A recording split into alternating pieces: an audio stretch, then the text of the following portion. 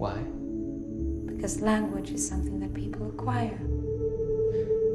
Well, some people believe language exists from birth, and what is learned is the ability to attach words and structure to the latent ability. Do you agree with that? How do we recognize a symbol and know what it means? That's when you... Why would I put my finger on his throat? Oh, no, it's a symbol. This is a symbol for you slicing his throat. I make videos analyzing the symbolic meanings in film. I've shown, for instance, that Andy represents Jesus, Chigurh symbolizes death, Max's muzzle signifies a beak, and this broken hearing aid represents a daughter's inability to listen to her dad. You've heard of this. You've seen this, right? You know what that is. Yeah. Everyone knows. No. So how can I claim to know what the makers of these films had in mind? I think a good place to begin is the 2015 film Ex Machina, Do you know what the Turing test is? in which a programmer is tasked with determining if a robot has consciousness. Yeah. Though our consciousness is the most familiar thing to us, making up everything we know and experience about the world, it's impossible for us to look inside a machine's experience to see if it's experiencing the world in the same way we are. This is what philosophers refer to as the problem of other minds. Though we know our own consciousness, we don't know anyone else's in the same way we know our own. But the problem of other minds is more than about consciousness. It's also the question of how we know intended meaning. And in Ex Machina, when it comes to answering these questions, it's Blue Book which holds the key. Blue Book non-disclosure agreement. The signee agrees to regular data audit with unlimited access. In the story, Blue Book is a powerful search engine like Google, which also appears to explain why it sounds so much like Facebook. Nathan, its inventor, is essentially a Mark Zuckerberg or Sergey Brin. But Blue Book holds an even deeper significance in that it refers to the lecture notes of Ludwig Wittgenstein, one of the 20th century's most influential philosophers. The film points us to his influence in things like this famous painting of his sister, which originally hung in the house he designed for her, a house that looks a lot like Nathan's. In the Blue Book, Wittgenstein wrestles with the nature of language, showing not how machines can have consciousness per se, but how words have their meaning. What's going on behind my words when I say, this is a very pleasant pineapple? Please, take your time. A word like all symbols is made up of two distinct parts, what Ferdinand de Saussure classified as the signifier and the signified. The signifier is the physical thing we hear or see, while the signified is the intangible thought or meaning we associate with it. For instance, if I say or write the word pineapple, you don't think about the letters or the sound before you think of its meaning. It's almost as if pineapple couldn't mean anything else. It's this apparent link which encourages us to think that meaning of a word is the mental process lying within our heads. The thought, Professor. I see.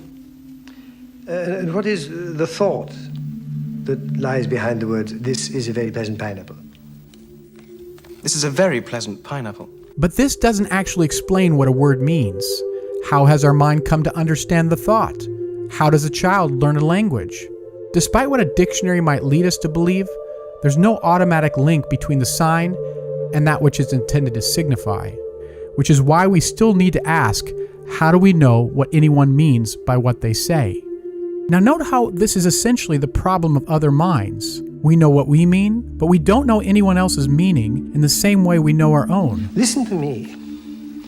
We imagine the meaning of what we say as something queer, mysterious, hidden from view. But nothing is hidden, everything is open to view. According to Wittgenstein's argument, meaning isn't hidden in the mind. It's publicly known in the actions and behaviors of the life being lived around us. Though we know our thoughts, we only know them by the language we've come to know, and that language is none other than the activity we've observed in the world. Professor Wittgenstein, you can't know this pain. Only I can. Are you sure you know it? You don't doubt you had a pain just then? How could I? But if we can't speak of doubt here, we can't speak of knowledge either.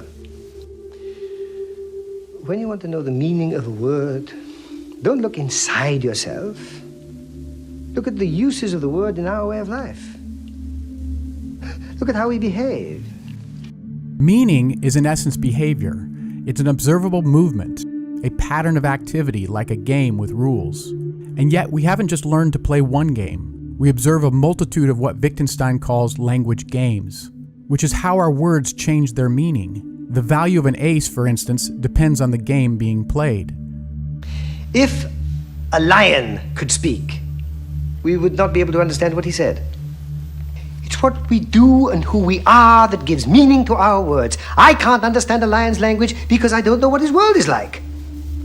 How can I know the world a lion inhabits? Do I fail to understand him because I can't peer into his mind? How do we know the consciousness of others? We know it by various visible patterns of behavior. As we've recognized our behavior and the behavior of others, we infer the source is the same interior world that exists inside of us. Do you know what the Turing test is? And this is what led a student of Wittgenstein's, Alan Turing, to propose this test for artificial intelligence.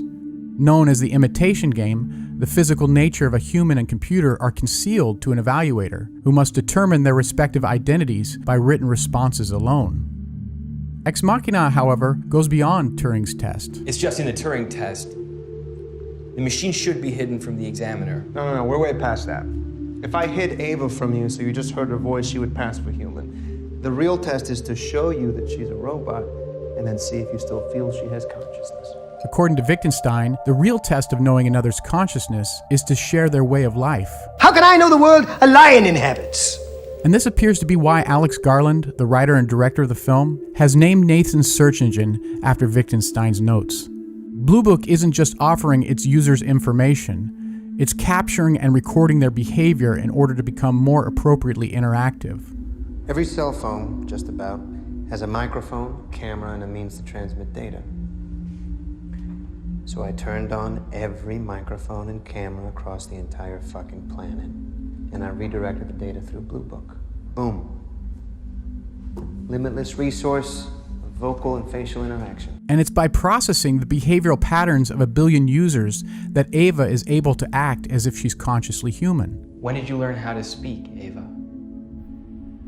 I always knew how to speak. And that's strange, isn't it? Why? Because language is something that people acquire. But Ava also grows in her interaction with Caleb. The film shows her making her first steps as a bald-headed child, to then take on the clothing and short haircut of a preteen, to finally wear the skin of a full-grown woman. Ava and Blue Book are an analogy to how we know symbolic meaning. Our ability to understand symbolism is acquired through a growth in our experience. I often invite people to watch my videos by using the term hidden meaning, but by hidden I don't mean private.